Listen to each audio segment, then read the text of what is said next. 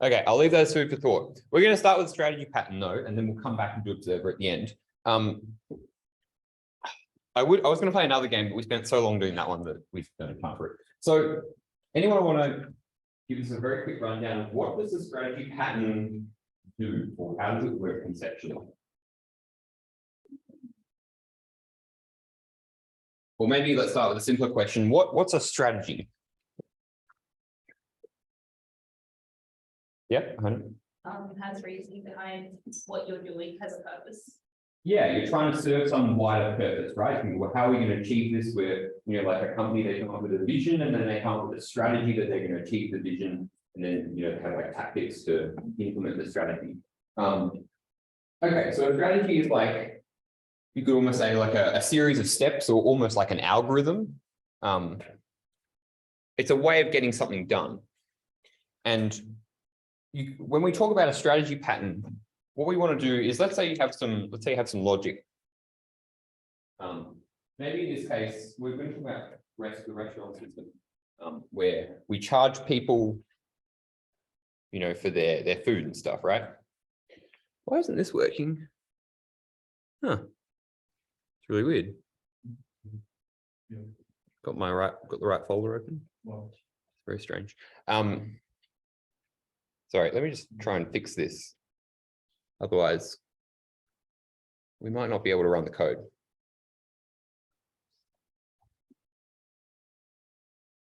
Okay, that looks better. So we want to charge people, for their order in a restaurant. And when we strategize something, we say, okay, let's pull the strategy out into its own interface, and then a series of paths to implement that interface. We'll talk more about the specific architectures in a second. What's another big feature of strategies? And let's say you're like, okay, my strategy for doing COMP2511 is I'm going to do all the labs on Monday, and then, whatever. So that's my strategy. What happens if, the strategy doesn't work? You do it on Tuesday. You do it on Tuesday. Yeah, I guess more broadly, what could you say? Change strategy. You change strategies, right? And that's another really important facet of the strategy pattern, is we can change strategies dynamically at runtime. Okay, now let's look at this code. What's wrong with this code?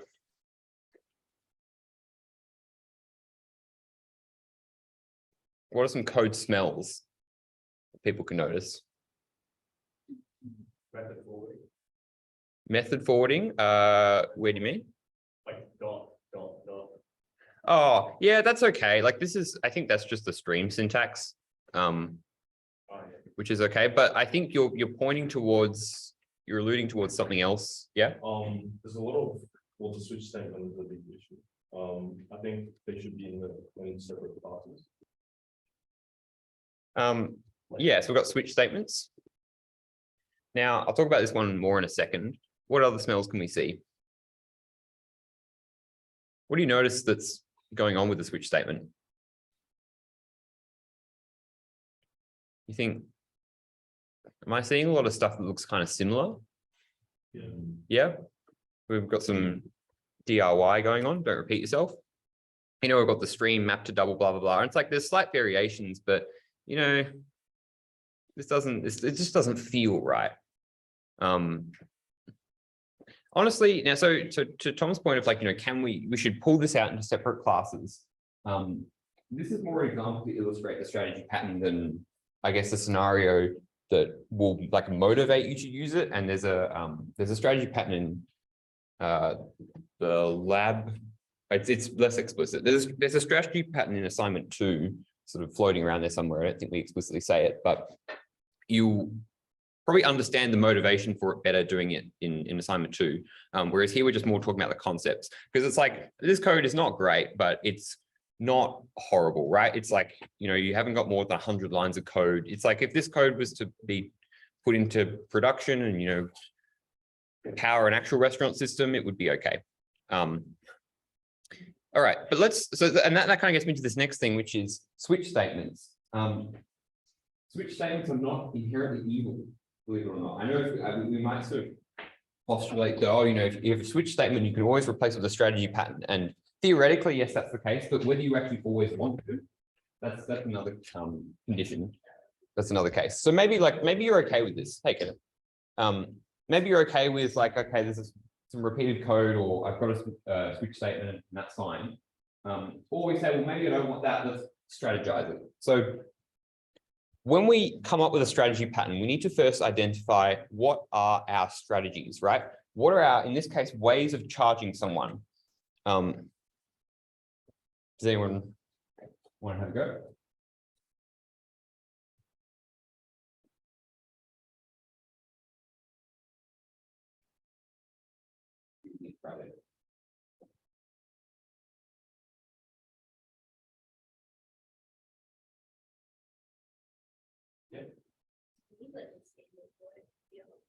Yeah.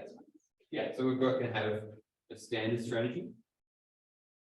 We're going to have, what are the others? Holiday.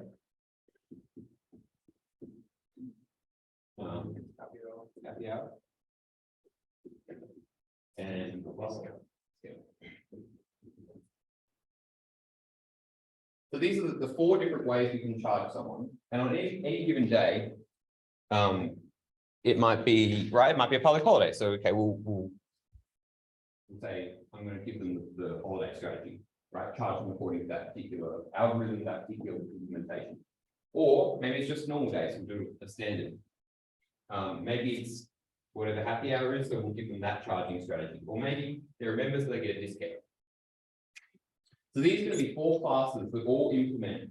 In this case, we've got a charging strategy interface, which is here. This is just the starting point we've been given. So what we're going to do is add this interface in, and we'll actually, what we'll even do is make a subfolder and call it strategies. And put this in.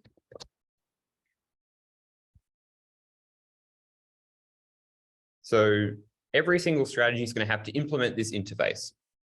What that's going to allow us to do is say, well, at any given point, right, what we're going to end up having is, here's our overall restaurant class. And at the moment, that's all the logic's done internally with a big switch statement, which we don't like. So we'll pull the logic out into each strategy, and then we're going to have a field inside the restaurant class called charging strategy, which is going to be this charging strategy interface.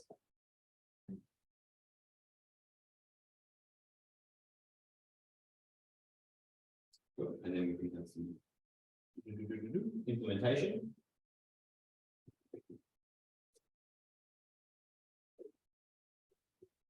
So when I say in my restaurant class, charging strategy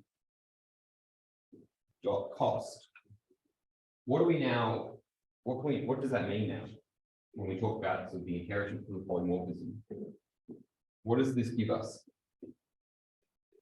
If you think back to like your assignment 1, when you're doing the inheritance with your satellites and devices, what does this abstraction, right, into a charging strategy mean? And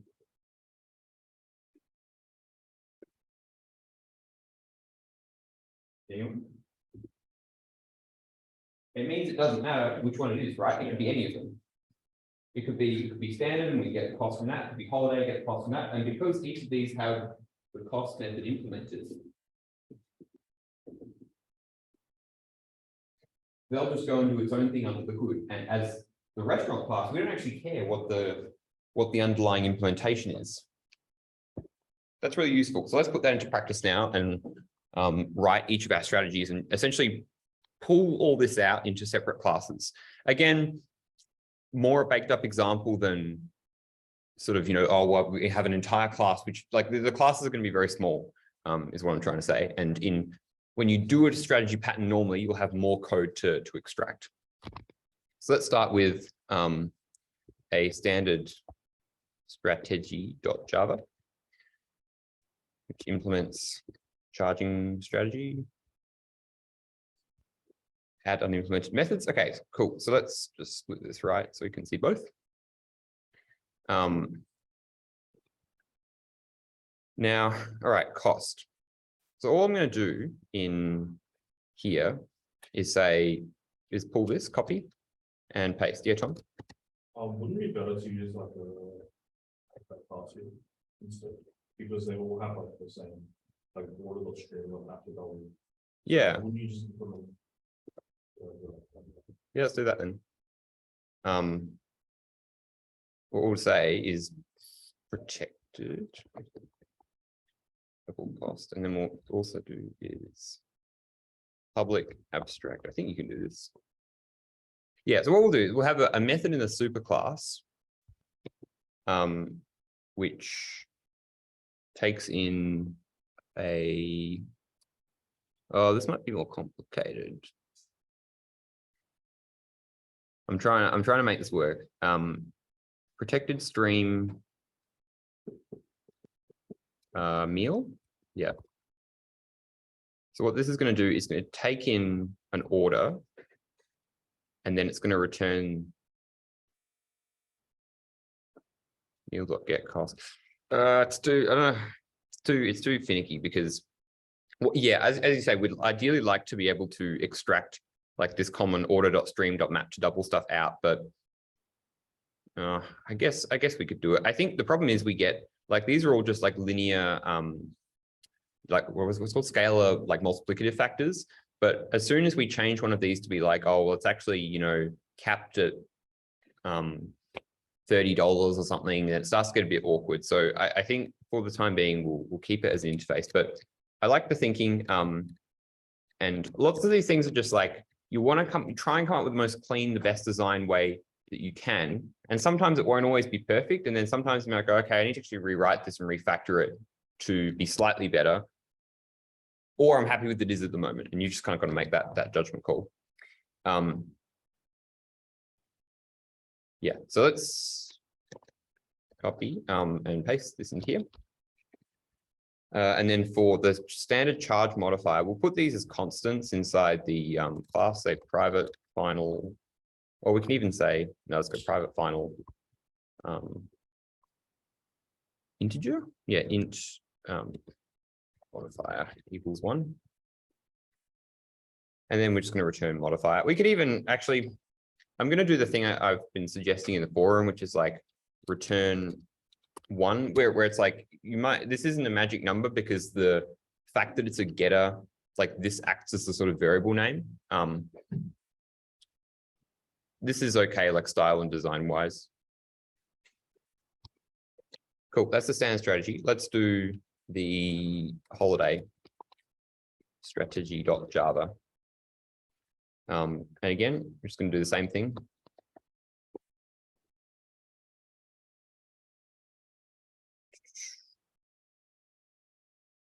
Copy that and put here.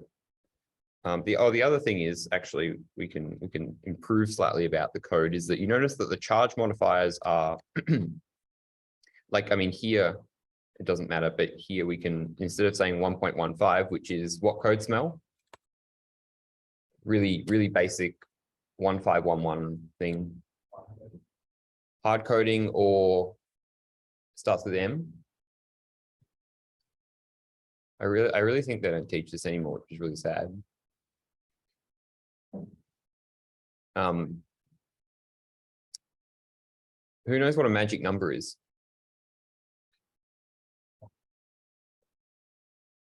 Some people. Who doesn't know what a magic number is? Okay, so a magic number is like you look at this and you can probably figure it out just by reading it, but a magic number is when there's just a number like this, like 1.15 or an integer or whatever. And you go, where did this number come from? I don't know what this number means. It's just sort of there like magic, right? So that's why we call it a magic number.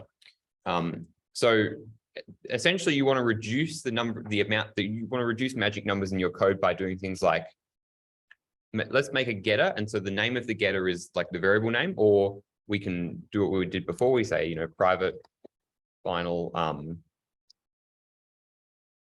modifier and make it a constant, or like in C, a hash define. And then it's going to be a float. So that's fixed the magic number code smell. Sorry, double. Does that make sense to everyone? So you want to try and reduce the magic numbers in your code because it makes it more readable. And now we're just going to return the modifier. Okay, so that's holiday. We've got 2 more. Happy hour strategy.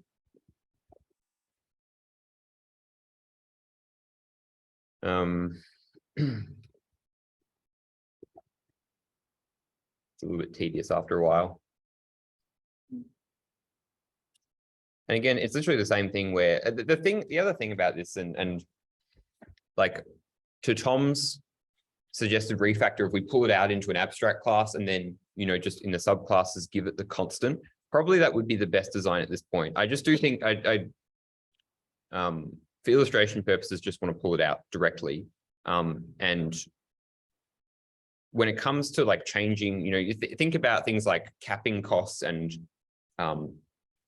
without like over engineering for like problems that haven't occurred yet, right? Like just doing, oh, well, this thing might happen in the future, so we're going to design for it now. Kind of think about those sorts of things and how you might make your strategies extensible in that regard, so that you say, well, actually, maybe let's do that even. What we'll do is we're going to max this out, like, so you never have to pay more than $30 in happy hour, which is a bit dangerous. How do I do this? Math dot max. Sorry, min. Like so.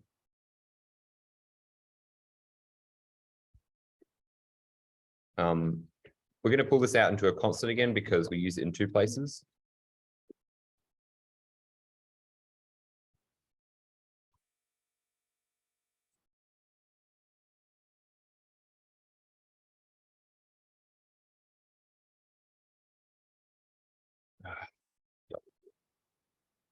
Cool. All right. And then the very last one.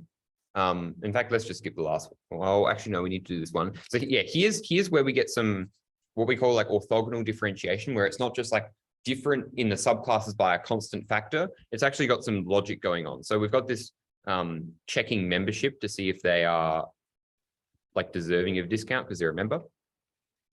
And that will just go inside our subclass as well. Because if you notice, like here, we don't actually use the pay is member variable. It's just passed in by default. That's a code smell as well, right? You're like, well, we have this whole variable that we don't actually use because one class that implements the interface wants it. And again, it's a trade-off. You got to think, well, maybe I don't want this, got to change my design, or we think, okay, I'm happy to live with this. Yep, discount strategy. Not Java.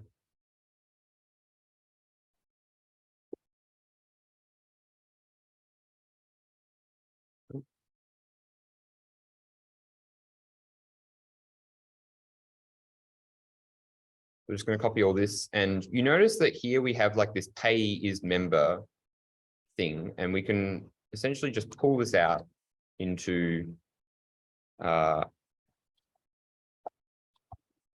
if pay is member. And then we're going to do the actual checking logic of whether the payee or the members, right, which is stored up here, contains the payee, rather than doing things like, let's push the whole members array or list into the function and make it do the calculation.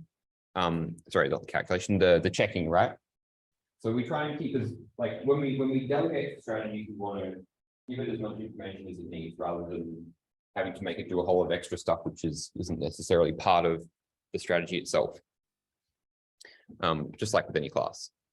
So last thing I'm going to do now is remove all this and say double modifier equals charging strategy dot get model. Sorry, I haven't got a charging strategy yet, but let's do that. So this is now the field, right? We did this in our design. We've got the charging strategy private.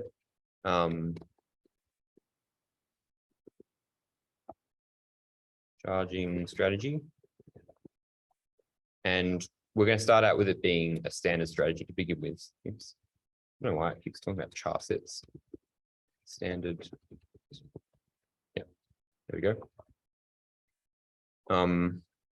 Duplicate field. Oh, we've already got this as a string. So now we can get rid of all this switch statement and just say return charging strategy dot cost order and members dot contains payee. And same thing. What is it called? Standard charge modifier. So we delegate it to the strategy, and it doesn't matter which one it is, right? You can say, well, we could be at holiday and give us the holiday cost. We could be at standing cost, could be the discount. And at the restaurant level, we don't actually care. Now, one thing that's important that we haven't sort of figured out here is how do we change strategies? And so maybe let's make a method. So we'll say public void change strategy. And we're going to pass in a new charging strategy. And then all that does is say this dot charging strategy equals new strategy. So that if we say, well, now all of a sudden, we're going to change it from discount to happy hour or whatever, get rid of this. Then it'll start using the new method of calculation. So I think this just loads up a menu and some sample items, and we can say system.out.println r dot, that's a restaurant, r dot cost. Oh, we haven't even got the order yet. That's a pain. I'm not going to put a whole order together, but are there any questions about the strategy pattern? Yeah, Luke. Yeah. The method, like, we're in this kind of strategy, right? Yeah. It's still overlaying standard charge modifier, which is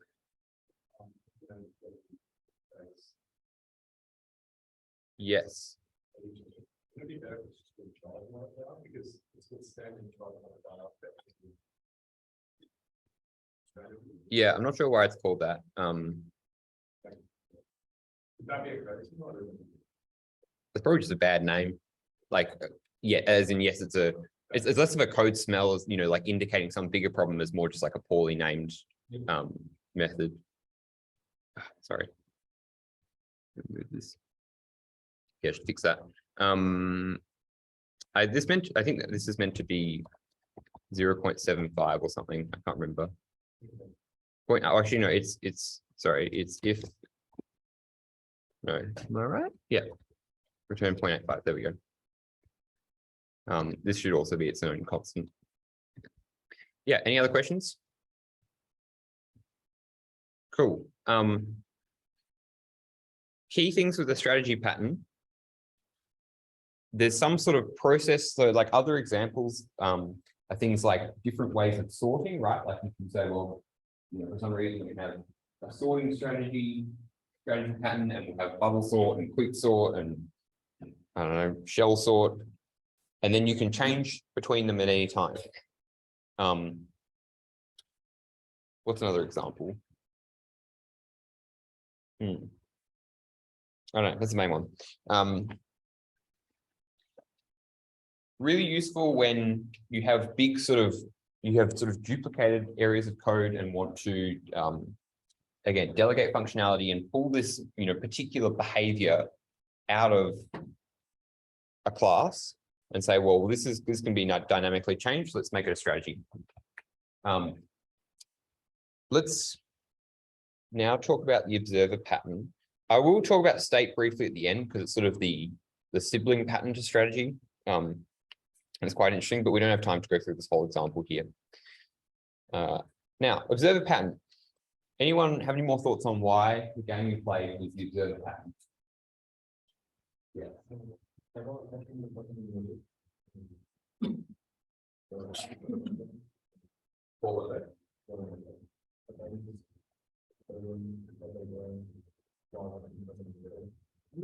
Yeah. Would you say like if they go around stuff, Yeah, that's one way to think about it. But then you also have right people on the side, who are in the bank side as well. So they're technically watching, I guess they're doing the test as well. That's probably the simplest way to put it, right? Is you have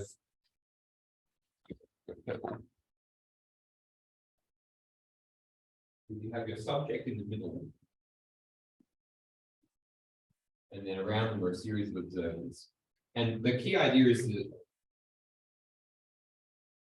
the observers are all watching the subject, right? They're observing it. And what happens when someone goes bang?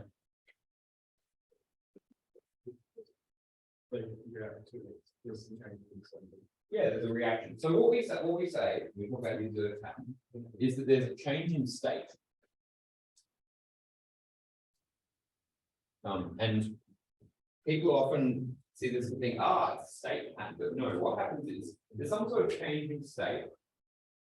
And then the problem the observed pattern tries to solve is like, when we talk about, then we have, let's say you have it, two software components, right? Two classes.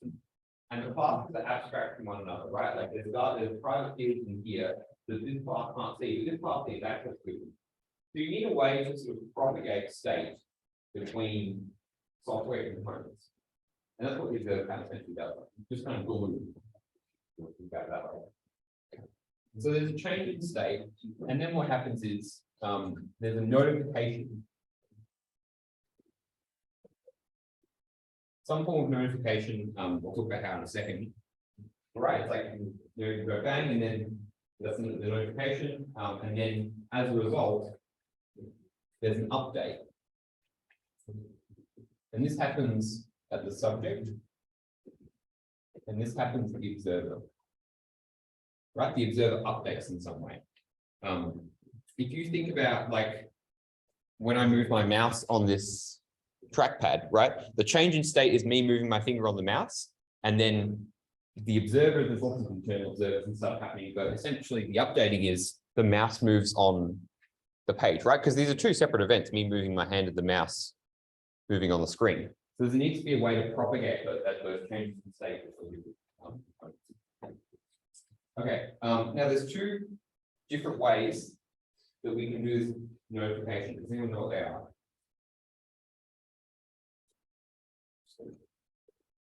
Sorry? Push and pull. Yeah, push and pull.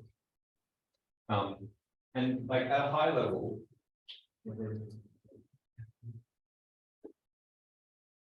what's the example of the push observer pattern? Who here has a phone?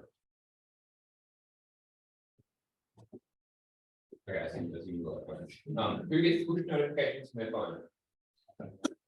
Okay, well, good idea. No, right, but anytime you get a message, your phone gets a notification. That's the push observer pattern because now who's the subject and who's the observer in this case? You're the observer, subject is your phone. The subject is pushing a notification to the observer. Anyone can think of an example of a pull notification, which where the observer is polling the subject. Right? So you say, do you have any updates? And say yes. And say no.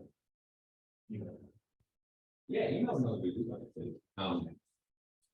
Because there's all this stuff, and we'll talk about this in week 8 when we do the asynchronous observer pattern. But essentially, it's like email is when you kind of have this sort of backlog, right, of emails, and because it's all the idea is it's asynchronous communication where you come along and say, well, what are my new emails? And they'll say, oh, you have 6 new emails here, and then someone can asynchronously say, well, here's a new email and sort of add stuff into a queue. But yeah, that's a good example. So let's look at this one here. YouTube, right? Another good example of the observer pattern. So when someone produces a new YouTube video, all their subscribers get a notification being like, Nick's made a new YouTube video. Or 15 of my subscribers or whatever it is. So what we're going to do now is model that. We're going to build the system from scratch.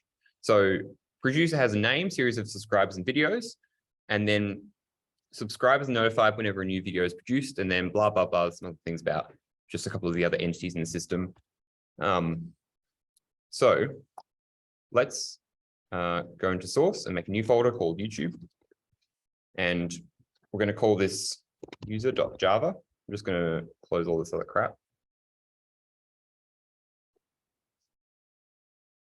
Yep.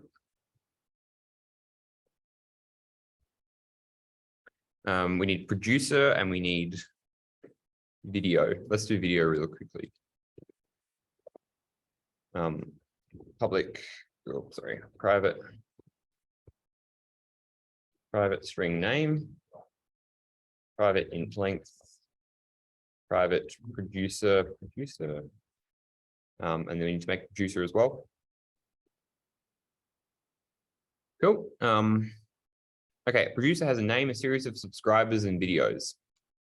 So inside producer, we're going to have private list, user subscribers, and private list videos.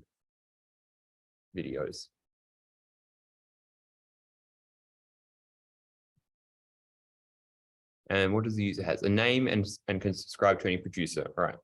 Private string name. And we're going to have public subscribe. And we want to subscribe to a producer. So what we're just going to do is say producer dot add subscriber. This. Now, that method doesn't exist yet. Let's go write it. Public add subscriber.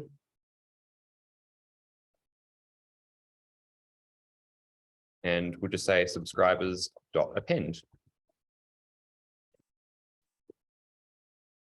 I probably need, sorry, not append, I'm programming in Python. We just need to initialize this as well.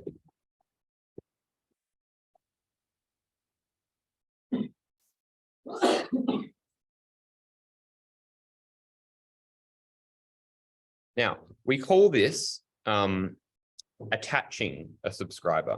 So we could also call, let's call this attach actually. And the key feature of the observer pattern is that we can attach and detach observers, right? So like, you know, when you're playing the game, you have a bunch of observers and then someone gets out, so they stop being an observer. And someone, you know, all the people became late join, and they joined, they became new observers. So we want to be able to attach and detach observers dynamically. So rather than it being this all, you know, it's all coupled and all dependent, we can just say, well, if I want to attach a new user, I can do that easily. I just add them to the list. Similarly, if I actually, as a user, want to unsubscribe, so public void unsubscribe to a particular producer, we'll just say producer dot detach this. And write that method as well. Public detach. We'll say if subscribers dot contains user, subscribers dot remove user. And I keep forgetting return types. Void.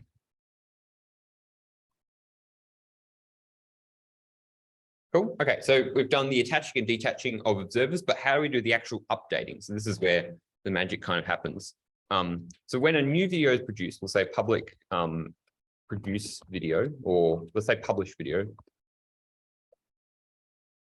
which just takes in a video object. We'll say videos dot append, or actually, let's even do it like the raw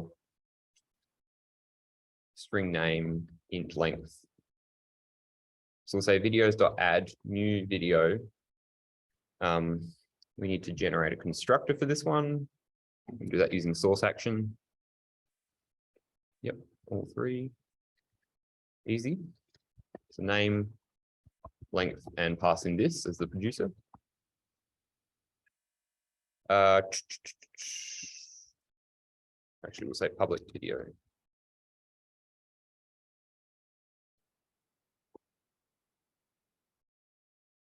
So we make a new video, we add it to the list of videos, and we also return it as well, just for fun.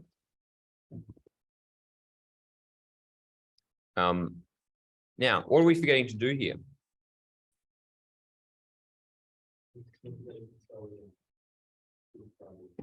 Yeah, we need to tell, you know, send everyone an email saying we've published a new video. So let's do that. what I'm going to say is, I'm going to do it using the fancy syntax we learned last week. Say subscribers dot for each, and then we're going to take in a lambda, which says s dot update new video. Another way you could write this is for, user subscriber, just with a normal subscriber, sorry, with the normal for loop. And then just go subscriber dot update new video.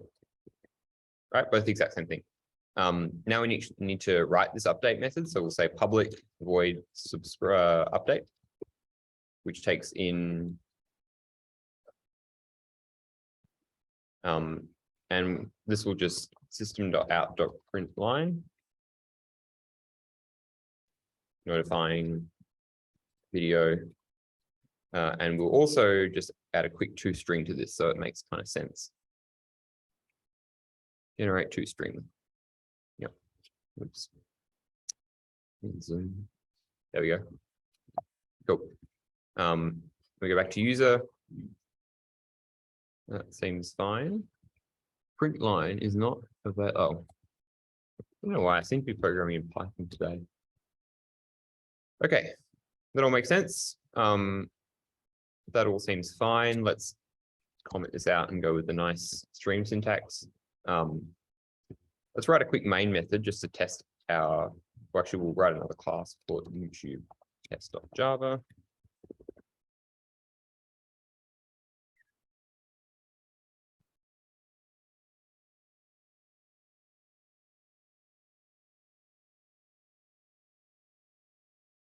Like class.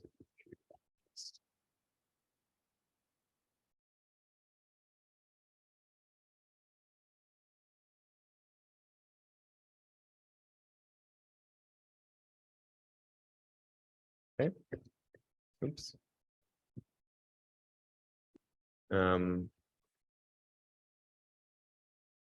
we'll say producer P equals new producer. Have I done this right? Oh, I haven't named this right. There we go. I was wondering why it's being good. Cool. Make a new producer and we'll say P dot, oh, we need to add some users as well. User, new user.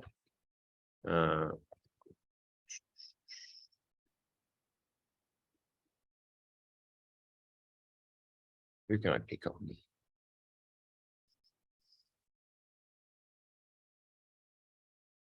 In it. And we'll say P dot, also U dot subscribe. Why isn't this? It's been really weird. I should be able to. No definition found. Oh. There we go. The constructor user string is undefined. Oh, we haven't made constructors for this.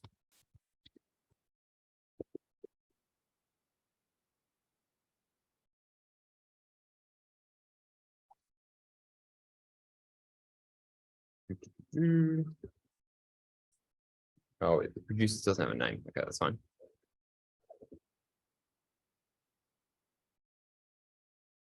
I don't understand why that still thinks it's doing the thing. Anyway, so you dot subscribe P. That seems fine. And you two dot subscribe P. And now we'll say P dot produce video. COMP2511 Tute 05 observer. It's going to be 30 minutes. And now we should get some print statements saying notifying video, notifying video. Cool.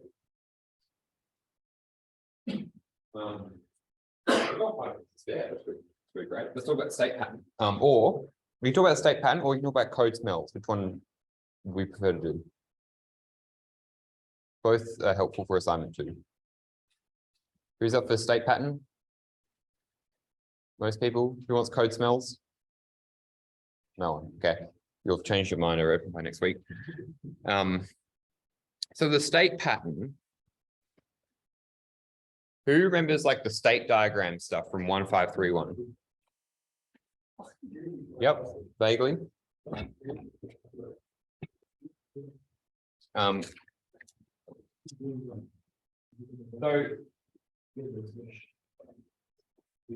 state pattern is talking about like if you were to implement a state diagram in code. Essentially. So let's take a really simple example like actually we'll take the example here. Where we say, okay, we're just going to model this using the state diagram. So you have like your YouTube player from the one we were just doing. So we've got three different states. We have locked, right? We have plain, and we have pause. So what we want to be able to do is we have these different states. These can be modeled as classes, kind of like a strategy pattern where you have one like super state interface and then a series of classes that implement that interface or might be an intro class. And then what we want to be able to do is say, what are the rules defining the transitions between states? So the key idea is here you have states, and then you have actions which lead to transitions between states. So in this case, how do we go from plain to pause?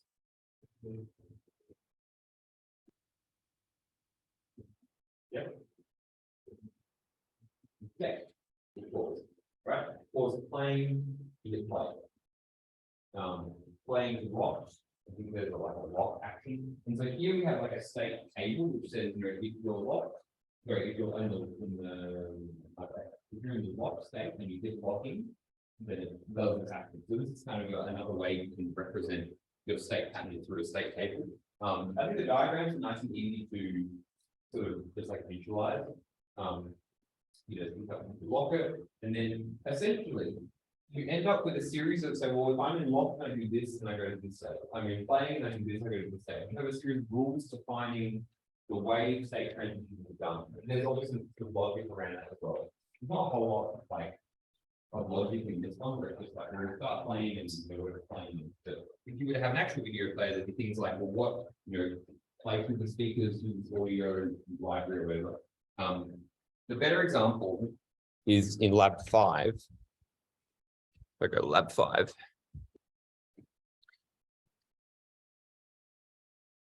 In SSO, I would highly recommend you don't skip this lab. Just like have a go and spend some time doing it because it is quite helpful and the state pattern part of it is really helpful. So like you know you have a bunch of states where you can select, you know, you can do SSO and you like select whether you want Google or Microsoft or whatever. That's the effect of the provider state, and then you can go from there to different possible states. And it's sort of very abstract, but we think we get that idea. And again, you've got this important implementation detail that, like the strategy pattern, one common interface with a series of methods, like you know, what happens if I hit play, what happens if I hit next. What happens if I get locked? And then depending on the state you're in, something different will happen. And there might be some transition in different states. Pretty good. Does anyone have any other questions? Does anyone want me to talk about assignment 2 at all? I can go a little bit first. I mean, I don't have much else to say other than like it's a lot of exploration that you need to do. And probably my main advice is just like start early and is everyone's got a partner, right? Yeah, cool. What else was it fun to do? Yeah, I think I said most of the stuff in the lecture the other day. And make sure you do your blogging stuff for assignment 2 because that's a really big part of it. Cool. I'll stop recording.